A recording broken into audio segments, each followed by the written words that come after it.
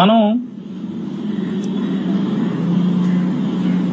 వెళ్ళి మహారాష్ట్ర వెళ్ళి ప్రచారం చేసి వస్తే 95% స్ట్రైక్ రేట్, మనం వెళ్ళిన చోట 95% గెలిచిందని చెప్తున్నారు.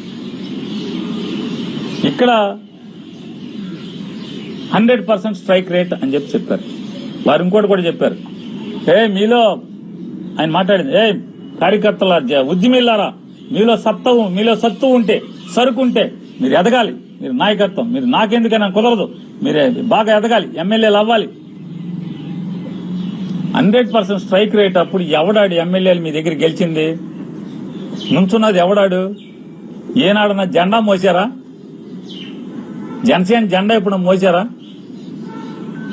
ఎవరికి ఇచ్చారండి మీరు టికెట్లు? ఎవరాళ్ళు?